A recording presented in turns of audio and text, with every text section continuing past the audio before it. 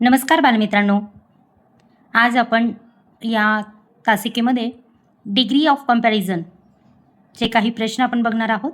स्कॉलरशिपच्या आपल्या पेपरमध्ये आपल्याला जो दुसरा पेपर आहे इंग्रजीचा, त्याच्यामध्ये आपल्याला डिग्रीचे काही प्रश्न विचारले जातात आणि आत्ता हा जो वरती दिलेला आहे हा 2025ला आलेला हा प्रश्न आहे आणि याच्यामध्ये सांगितलेलं आहे की आपल्याला ह्या रिकाम्या जागेसाठी एक करेक्ट असं अल्टरनेटिव्ह चूज करायचं आहे. म्हणजे या पर्यायामधून योग्य पर्याय आपल्याला निवडायचा आहे आणि योग्य पर्याय इथे आपल्याला टाकायचा आहे. तर सर्वप्रथम आपल्याला ओळखायचं आहे की हा प्रश्न कशा संदर्भात आहे. तर आता हा दिलेला जो प्रश्न आहे हा डिग्रीचा प्रश्न आहे. हा प्रश्न आपल्याला समजून घेण्यासाठी सर्वप्रथम आपल्याला डिग्रीज ऑफ कंपॅरिझन काय आहे. तर डिग्रीज ऑफ कंपॅरिझनमध्ये आपण तुलना केलेली असते. म्हणजे वाक्यामध्ये दोन व्यक्ती, वस्तू किंवा गटामध्ये तुलना केलेली असते आणि या तुलनेसाठी डिग्री ऑफ कंपॅरिझन वापरलं जातं. आता डिग्री ऑफ कंपॅरिझनचे 3 प्रकार पडतात. सगळ्यात पहिले आहे पॉझिटिव्ह डिग्री, त्याच्यानंतर आहे कंपॅरेटिव्ह डिग्री आणि तिसरी आहे सुपरलेटिव्ह डिग्री. अगदी सोपं आहे, फक्त लक्षपूर्वक तुम्ही ऐका, जेणेकरून हे ऐकल्यानंतर तुम्हाला या प्रश्नाचं उत्तर किंवा अशा अनेक प्रश्नांची उत्तरं तुम्हाला सहज पद्धतीने सोडवता येतील. आता डिग्री ऑफ कंपॅरिझनमध्ये सगळ्यात पहिली जी आहे पॉझिटिव्ह डिग्री. सगळ्यात पहिले लक्ष ठेवायचं की पॉझिटिव्ह डिग्रीमध्ये मूळ विशेषण असतं. म्हणजे काय, तर ज्या वेळेला प्रश्नामध्ये एखादं विशेषण वापरलेलं आहे ते विशेषण मूळ रूपात असतं सगळ्यात पहिले. लक्षात आलं. त्यानंतर इथे पॉझिटिव्ह डिग्रीमध्ये तुलना केलेली नसते. म्हणजे दोन व्यक्ती असतील, वस्तू असेल किंवा गट असतं, याच्यामध्ये तुलना नसते.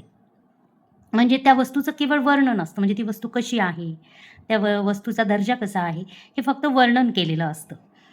आणि दुसरं असं आहे की काही वेळेला पॉझिटिव्ह डिग्रीमध्ये ॲजचा वापर केलेला असतो. ॲज डॅश म्हणजे इथे विशेषण असतं आणि परत ॲज असतं.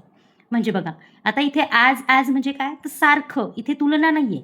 ॲज म्हणजे काय, एखाद्या वस्तूसारखं, एखाद्या व्यक्तीसारखं. ॲज म्हणजे काय, सारखं. तर ही तुलना होते का, नाही. सारखं असणं किंवा सारखं नसणं. इथे जर पॉझिटिव्ह जर सेंटेन्स असेल तर ते ॲज म्हणजे सारखं असणार आणि इथे नॉट ॲज असेल तर इथे नॉट असतं आधी आणि नॉट असतं आणि ॲज असून इथे एखादं विशेषण आणि परत ॲज म्हणजे एखाद्या वस्तूसारखं नसणं. ही तुलना नाही आहे. म्हणजे पॉझिटिव्ह डिग्रीमध्ये कुठल्याही वस्तूचं किंवा व्यक्तीचं किंवा गटाचं वर्णन केलेलं असतं, पण त्याच्यामध्ये तुलना नसते. हे तुमच्या लक्षात आलं का. आता त्याचं उदाहरण आपण बघूया.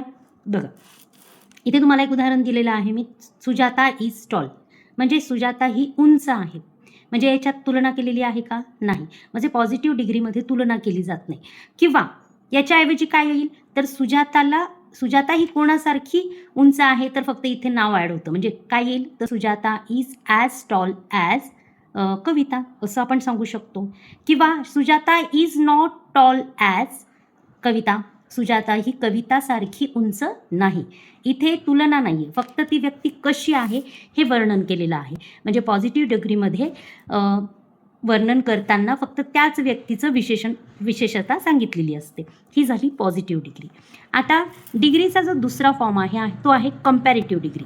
आता कंपॅरेटिव्ह डिग्री ओळखणं खूप सोपं आहे. याच्यामध्ये तुलना केलेली असते. सगळ्यात बेस्ट सांगितलेली गोष्ट म्हणजे काय, तर दोन व्यक्तीमध्ये, वस्तूमध्ये किंवा गटाची तुलना केलेली असते.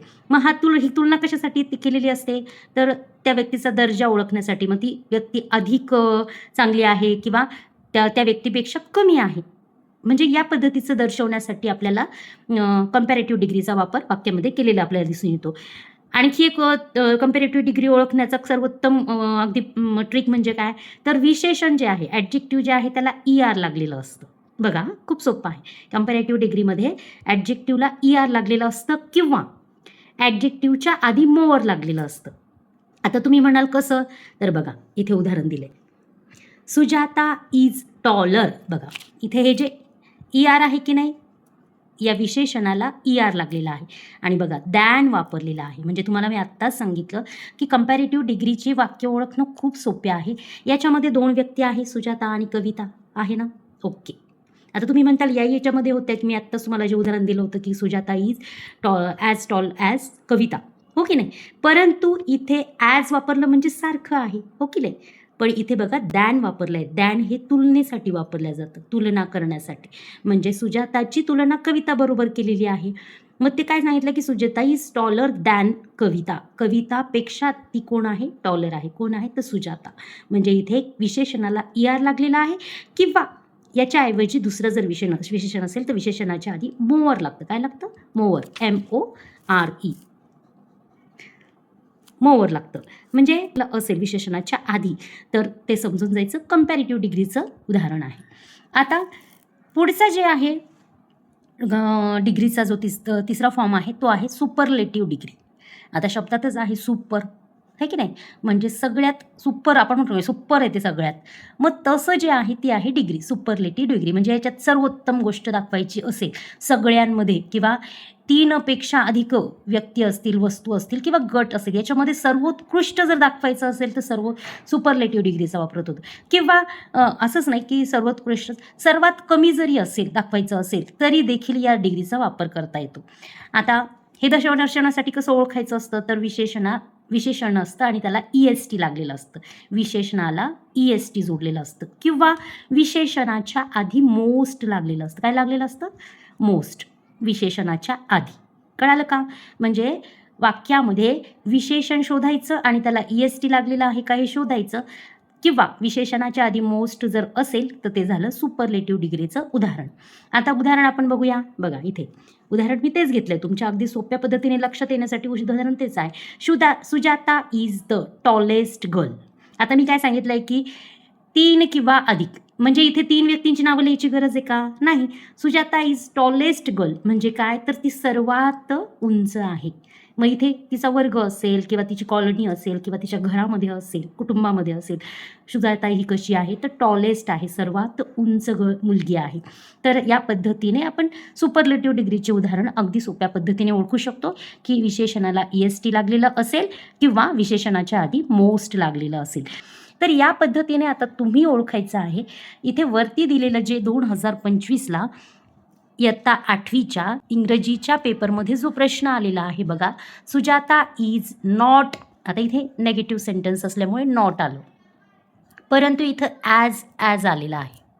आता तुम्हीच सांगा, ॲज आल्यानंतर मी तुम्हाला सांगितलं होतं की कोणतं रूप असतं, मूळ रूप असतं, विशेषणाचं मूळ रूप. आता इथे ER लागलं म्हणजे हे नाही, मोर लागलं आहे म्हणजे नाही, EST लागलेला आहे म्हणून नाही. मग उरलेला पर्याय फास्ट, हो की नाही. म्हणजे आपलं उत्तर आहे फास्ट. बघा, Sujata is not as fast as Kavita. Sujata ही कवितासारखी फास्ट नाही. म्हणजे लक्षात आलं, ॲज आलं तर साधी गोष्ट.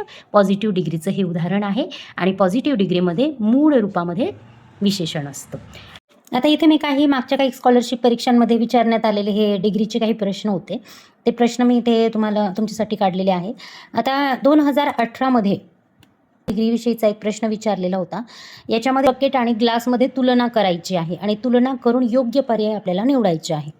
तर आता बघा, इथे आपल्याला इथे बकेटचं आणि ग्लासचं चित्र दिसतंय. त्याला 2 पर्याय शोधायचे सांगितले आहे. ऑलरेडी मी इथे सिलेक्ट करून ठेवलेलं आहे, पण त्याचं मी एक्सप्लेनेशन तुम्हाला देते. बघा, इथे चित्रानुसार आपल्याला हेवियर आहे की नाही हे ठरवता येत नाही, कारण की केवळ इथे चित्राचं आउटलाईन दिलेले आहे या बकेटचं आणि ग्लासचं. त्याच्यावरून आपण ठरवू शकत नाही की ती जड आहे की हलकी आहे. ओके, म्हणून आपल्याला माहिती असतं की बकेट जड आहे, पण आपण आपले अंदाज लावतो, परंतु आपल्याला इथे अंदाज लावायचा नाही, कारण की हे सगळे पर्याय इथे सूट होत आहेत. मग अंदाज लावून आपल्याला करायचं नाही. तर चित्राला योग्य कोणतं सूट होतं इथे प्रश्नाला आपल्या, तर चित्रावरून आपल्याला लक्षात येत नाही की जड आहे की हलकी आहे. ओके, त्याच्यामुळे हेवियर हा पर्याय चुकीचा आहे. बिगर, हो, अर्थात बकेट ही बिग दिसते ग्लासपेक्षा, म्हणून हा पर्याय बरोबर येईल. मोठी दिसते की नाही, ओके, आणि ग्लास छोटा दिसतोय. त्याच्यानंतर लॉंगर आहे का तर नाही, स्पष्टपणे नाही, कारण की लॉंगर हा शब्द जो आहे शक्यतोवर आडव्या वस्तू म्हणजे लांबी मोजण्यासाठी, जसा रस्ता असेल किंवा कपडा असेल किंवा दोरी असेल, याच्यासाठी लॉंगर हा शब्द पर्यायी म्हणजे योग्य पर्याय ठरू शकतो. ओके, त्याच्यामुळे लॉंगर आपण वापरू शकत नाही. आणि शेवटचा आहे टॉलर. तो येस, बकेट ही टॉलर आहे ग्लासपेक्षा, म्हणून इथे टॉल हा पर्याय आपण निवडू शकतो. म्हणजे आपल्याला 2 अल्टरनेटिव्ज इथे सांगितलेले होते, तर आपण 2 2 जे अल्टरनेटिव्ज आहेत ते बिगर आणि टॉल हे निवडू शकतो. ओके, तर हा झाला 2018चा प्रश्न. त्यानंतर 2019साठी एक प्रश्न विचारलेला होता. याच्यामध्ये काही पिक्चर्स दिलेले आहेत. कॅन्डलचं आहे, सनचं आहे आणि हे फायरचं आहे. तर हे 3 इथे पिक्चर्स दिलेले आहे आणि त्याच्यासाठी सांगितलं की आपल्याला करेक्ट सेंटेन्स निवडायचा आहे याच्यासाठी. आता बघा, करेक्ट पर्याय याच्यासाठी कोणता ठरू शकतो हे आपल्याला निवडायचं आहे. पहिला पर्याय आहे the sun is not as hot as tea. याचा अर्थ की सूर्य हा चहासारखा गरम नाही आहे. तर नाही दिलेलं आहे. नाही आहे का? तर सूर्य हा अर्थात गरम आहे. नक्कीच सूर्य हा जास्त गरम असतो. त्याच्यानंतर the candle is hotter than fire. Candle म्हणजे काय? मेणबत्ती. मेणबत्ती ही आगीपेक्षा जास्त गरम असते का? नाही. म्हणून हा पण पर्याय चुकीचा आहे. त्याच्यानंतर तिसरा पर्याय सांगितला आहे की the fire is hotter than candle. हो, अर्थात कॅन्डलपेक्षा ही फायर जे असतं ते हॉटरच असतं. हां, आता सिलेक्ट करण्यापूर्वी आपण हा पण वाचून घेऊया. The candle is hotter than sun. नाही, कॅन्डल हे सूर्यापेक्षा काही हॉटर नाही आहे, म्हणून हा नाही आहे. म्हणजे बरोबर आहे. हा 3 नंबरचा जो पर्याय आहे तो या चित्रासाठी सूट होत आहे. The fire is hotter than candle. The fire is hotter than candle. त्यानंतर तिसरा प्रश्न आपण बघूया. हा प्रश्न आला आहे 2021च्या 8वीच्या स्कॉलरशिप परीक्षेमध्ये. बघा, इथे जरा थोडासा वेगळा प्रश्न आहे. The climate of Chennai is hotter than the climate of Bangalore. बघा, याच्यामध्ये काय दिलं आहे की in the above sentence the comparison is about. आता ऑलरेडी इथे कंपॅरिझनचं म्हणजे हे डिग्रीचा प्रश्न असल्यामुळे मी घेतला हा प्रश्न की याच्यात कंपॅरिझन दिलेलं आहे. आता कंपॅरिझन कशाचं दिलेलं आहे? तर त्यांनी हा प्रश्न आपला विचारला की हे जे कंपॅरिझन दिले ते कशाचं आहे? तर चेन्नईचं आहे का? तर इथे दुसरी पण सिटी आलेली आहे, कारण की दॅन आलेलं आहे. मग दॅन हे कंपॅरिझन डिग्रीमध्ये 2 वस्तूंची तुलना असते. म्हणजे मग चेन्नई फक्त चेन्नई आहे का? तर नाही. त्याच्यानंतर फक्त बँगलोर आहे का? तर नाही. म्हणजे हे 2 पर्याय कट झाले.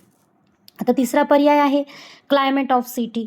हां, क्लायमेट ऑफ चेन्नई आणि परत आलं आहे की दॅन क्लायमेट ऑफ बेंगलोरी. म्हणजे हे असू शकतं. परत आपण पुढचा बघूया. सिटी म्हणजे फक्त सिटी आहे का? तर नाही आहे. हे फक्त सिटीचं वर्णन आहे का? नाही. मग इथे आपल्याला क्लायमेटच्या ऐवजी दुसरं काही पण आलं असतं. मग सिटी पण नाही. फक्त हा अपूर्ण, याच्यातून काही उद्देश साध्य होत नाही आहे.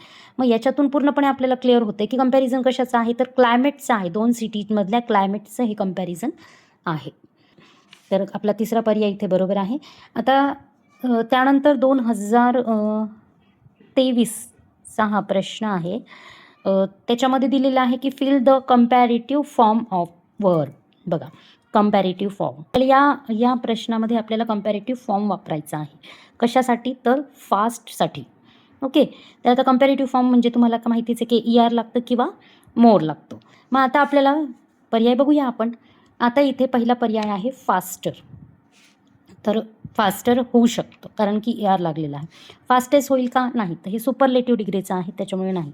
त्याच्यानंतर मोर फास्ट होऊ शकतं. त्याच्यानंतर मोस्ट फास्ट नाही, कारण की सुपरलेटिव्ह डिग्रीचं उदाहरण आहे. मोस्ट हे सुपरलेटिव्ह डिग्रीमध्ये मोस्ट किंवा EST लागतं, म्हणून हे 2 तर नाही आहे.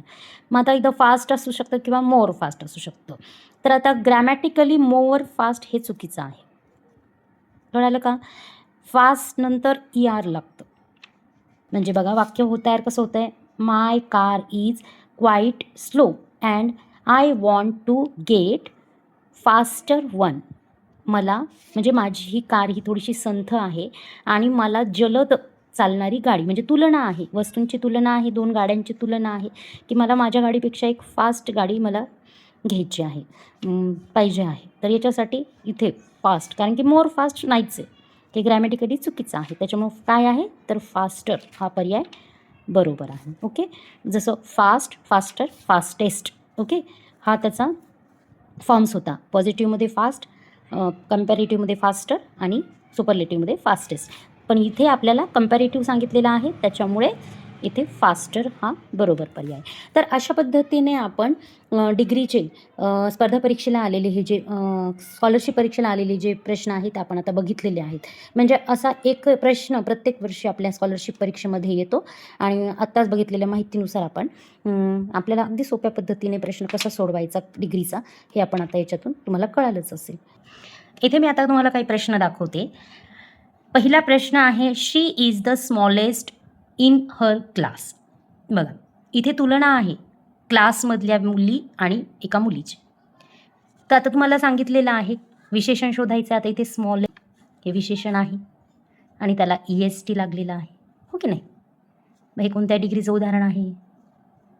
बरोबर, हे सुपरलेटिव्हचं उदाहरण आहे.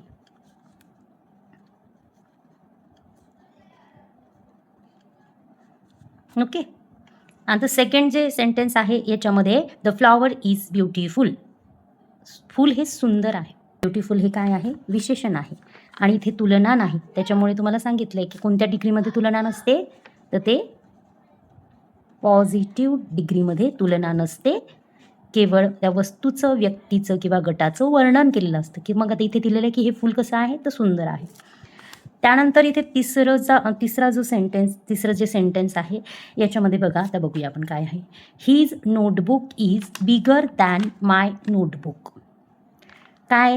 इंग्रजीमध्ये वाक्यांचा अर्थ समजून घेणं खूप गरजेचं असतं, पण बऱ्याच वेळेस आपल्याला काही शब्दांचे अर्थ कळत नाही. तर आपल्याला अगदी सोपी पद्धत काय सांगितलं आहे, विशेषणाला ER आहे आणि दॅन आलेलं आहे. मग हे कोणत्या डिग्रीमध्ये येतं? तर हे कोणत्या डिग्रीमध्ये येतं? Comparative degree.